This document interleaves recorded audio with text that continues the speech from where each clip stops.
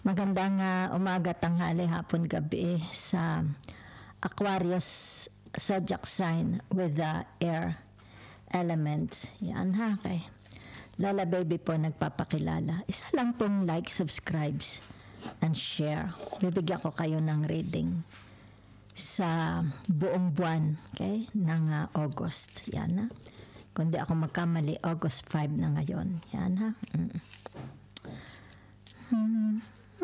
General po ito ha, hindi po ito personal. Kung gusto po ninyo ng private reading, feel free to email Lola Baby. Yan ha, okay. In-entertain ko lang po yung mga nag-i-email, okay? Yan.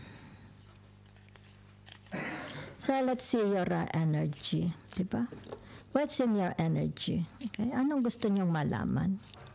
Ano ang mga pangyayaring pwedeng mangyari sa inyong buhay? Okay? Has it something to do about your past or your present? How about your future? Okay?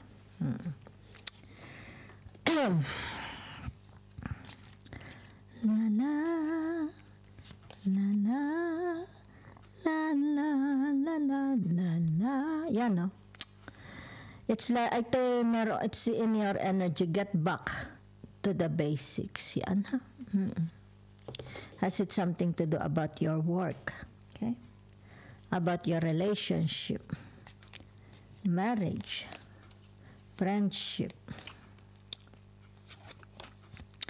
cracked cup, dissatisfaction with life. Diba?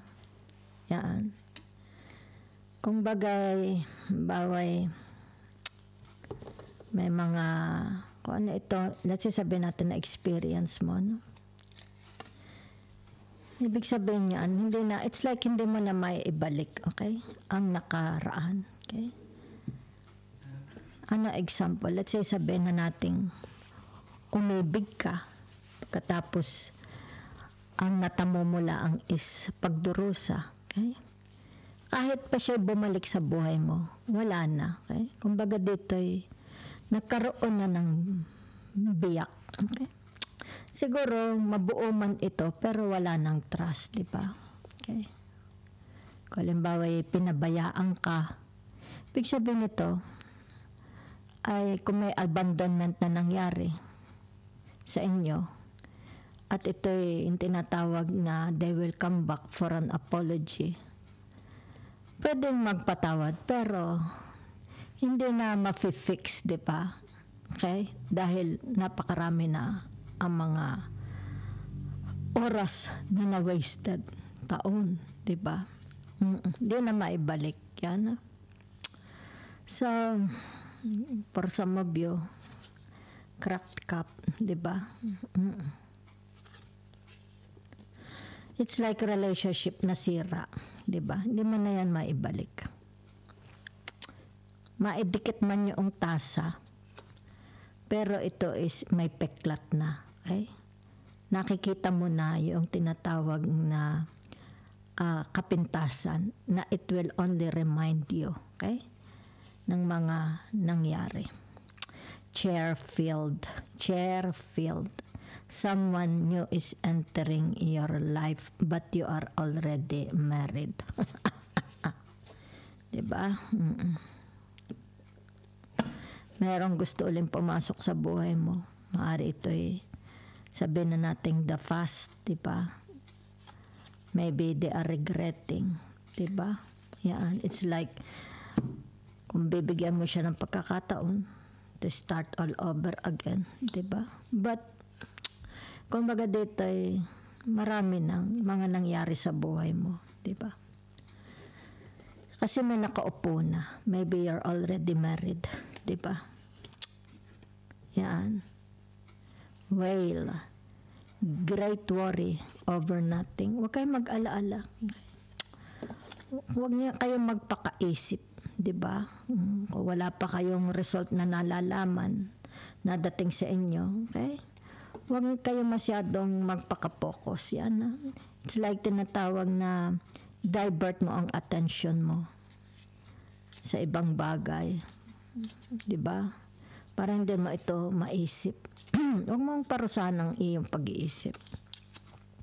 Family wishes come true, di ba? Okay? Maaari ito sabihin na nating magiging very, very generous ka sa iyong pamilya, sa iyong magulang, baka sa asawa mo, di ba?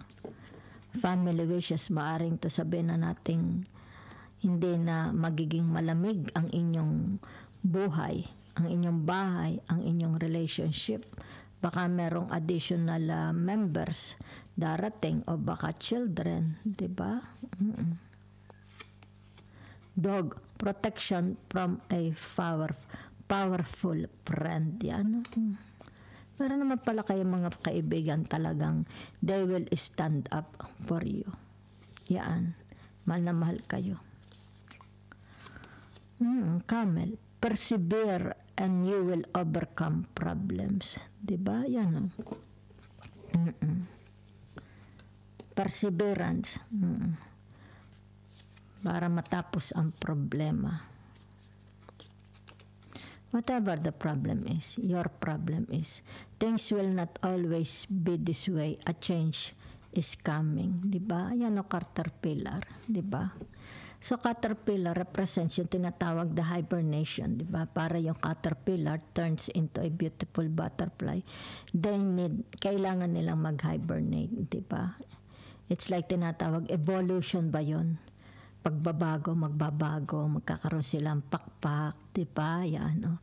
So ibig sabihin nito, hindi siya palaging itsurang caterpillar na nakakatakot ang itsura, okay? Yan, ibig sabihin nito, magbabago rin. Meron ding pagbabago mangyayari sa buhay ng mga Aquarius. Isa na lang. Dark man, dealings or relationship with a man with dark complexion or hair. Kasi naman yan. Okay. Mukhang rugged man, di ba? He looks like a rugged man. Yun ang tingin ko. Mahabang buhok. Sana walang kuto. Yan. So, the bottom card. Okay? Yan. So, ibig sabihin nito, yung tinatawag na, okay? Yan, oh. It's about your emotions. Diba? Okay? Tinatawag, ano nararamdaman mo? Diba, Aquarius? Yan, the bottom card. Ano nararamdaman mo? It's like, meron ditong dissatisfaction sa buhay. Diba? Okay? So, meron dito yung tinatawag na, yan, oh. Ito ang nararamdaman ninyo. Diba? Great worry over nothing. Kaya lumabas ang tinatawag na the moon. Okay? How your emotions resonate, okay? Yan. How you resonate with your emotions. Okay. So, maaari din naman sabihin na natin ito is feelings ng iba, di ba? Yan. Maaari ito tinatawag na yan ha. Sandali lang ha. Dissatisfaction with life, di ba? Baka ito'y ibang tao, maaring pwedeng ikaw, di ba? You're very, nakikita dito yung tinatawag dissatisfaction, di ba?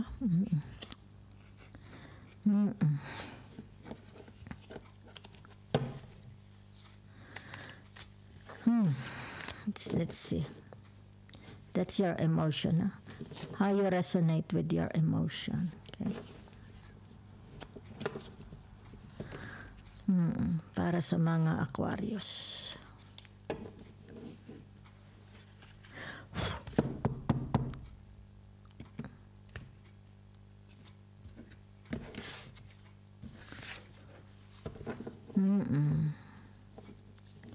Atiin ko nga. Ay, kaganda-ganda naman. Okay. It's like meron ditong, it's about your perseverance, di ba? Okay.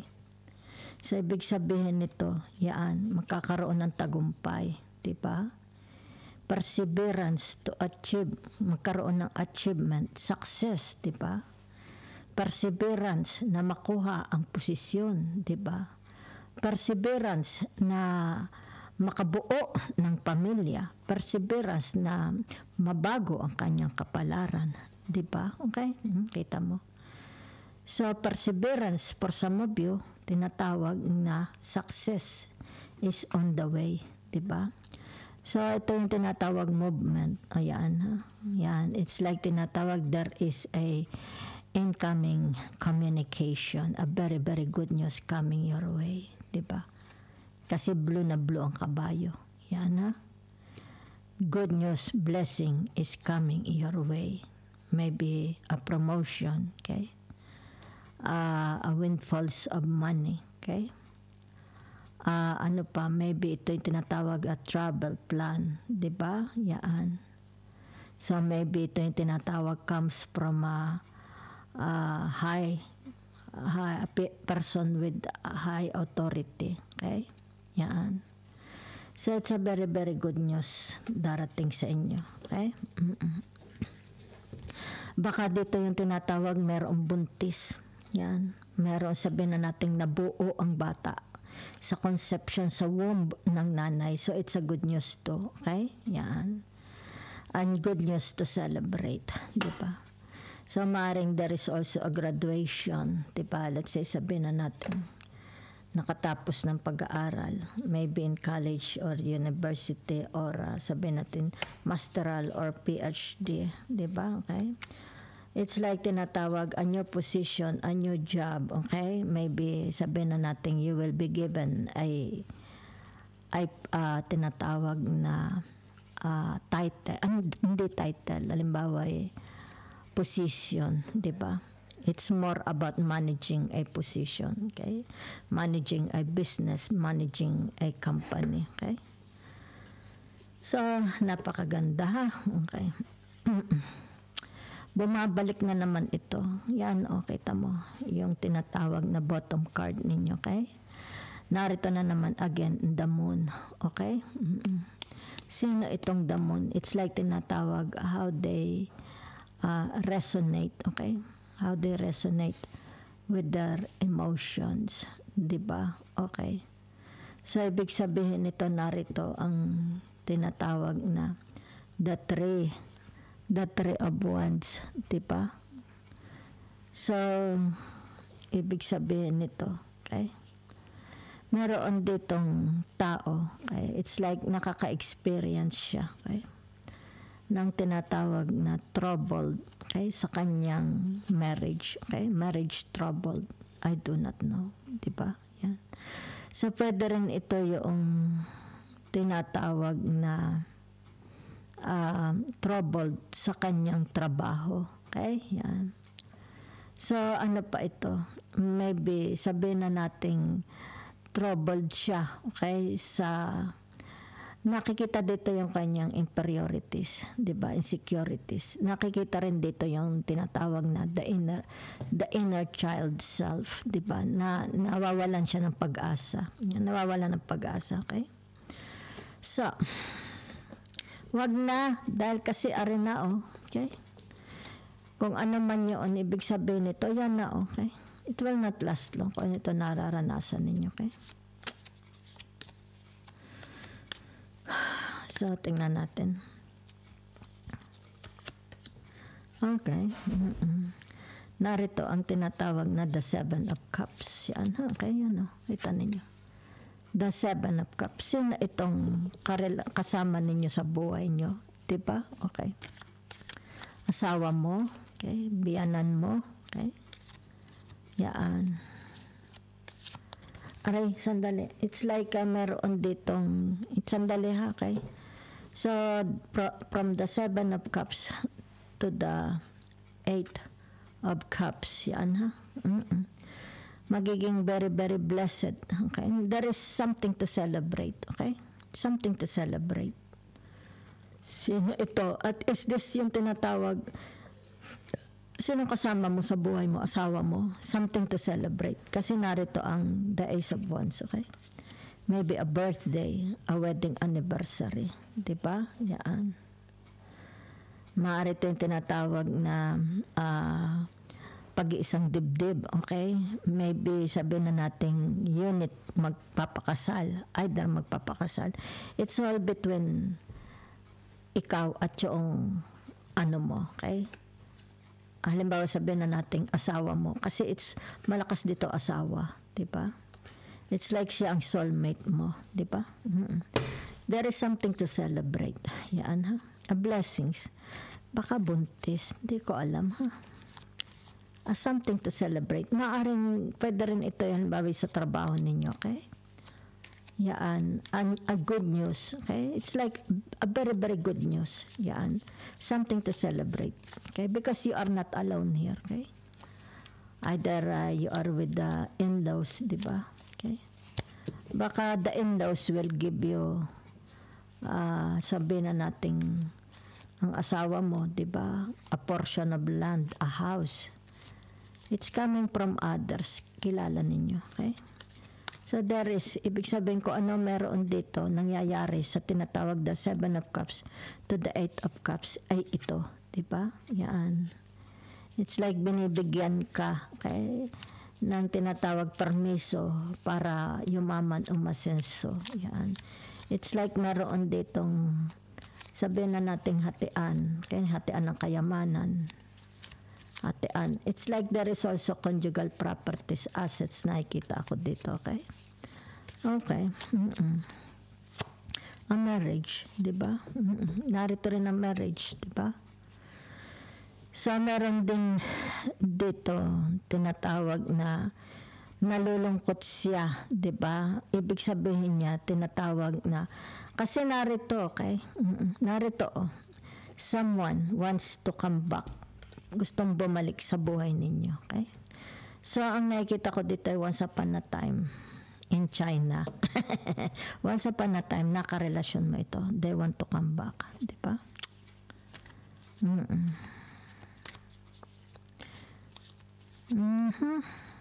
Narito ang the justice. It's about tinatawag luxury, okay?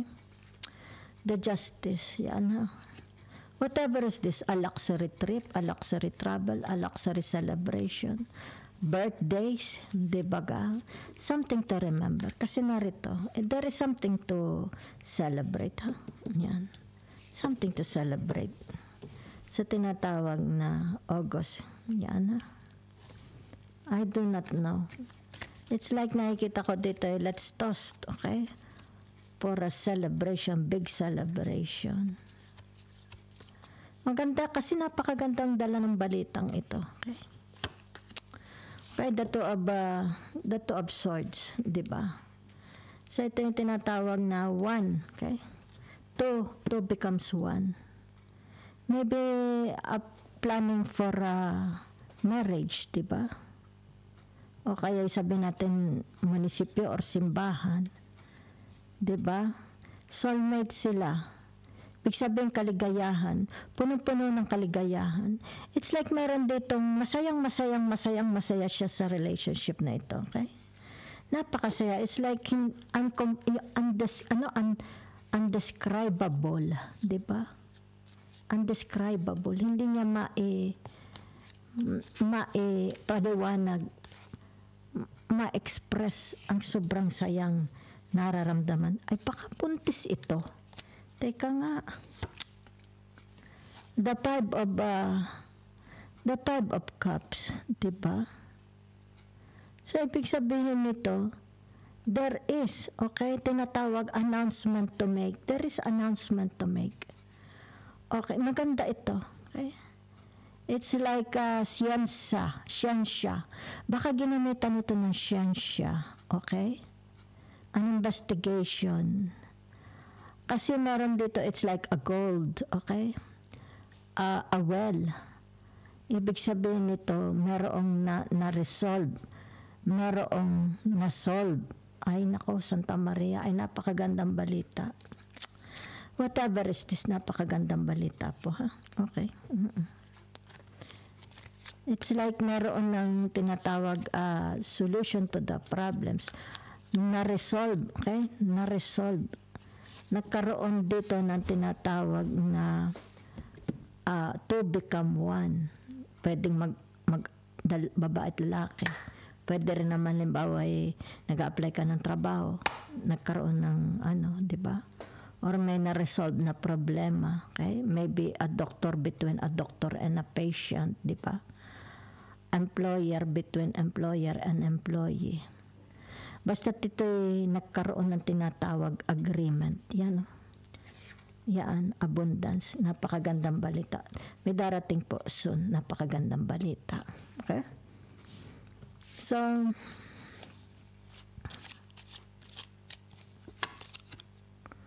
a gentleman. Okay? So, ibig sabihin nito, sino itong gentleman na ito? Ikaw ito. Ikaw ito. Kabango mo. Ayan ha. Kasi this describe you. Okay? As a gentleman. Kayong mga Aquarius. Diba? Okay. So, sandali lang ha. Kung ito ay tinatawag a gentleman, nasaan ito? Diba? Nasaan, since ang Venus is nasa, sandali, ang Venus is nasaan ang Venus? Nasa second house. Hindi. Ang Venus ninyo is naroon sa tinatawag na, sandali. A gentleman, Santa Maria. Okay? Ibig sabihin nito, ayan, there is a very, very big news coming. Yan. It's like tinatawag na ito ay very, very promising, very, very solid foundation. Titigas, it's like sabi natin ko ito ay hanap buhay, negosyo, trabaho, entrepreneur, whatever investment, magiging solid, samentado, di ba? Hindi mabubuwag. Yan, di ba? Ito ay tinatawag, merong kasulatan, di ba? Stronger, magiging very, very strong, black and white. Kung ito na may a marriage, di ba? Ibig sabihin nito, stronger than ever, okay? Dahil dito dinidescribe, di ba? It's about your strength. Yan, it's about what you are capable of, okay? So whatever is this, a lot of blessings coming your way, di ba? Yan, Ibig sabihin nito, magiging solid ang inyong tinatawag relationship. Yan, Kung ano man ito, parating na po, ha? Parating. Very, very stable. Pangmatagalan. Yan. Napakaganda.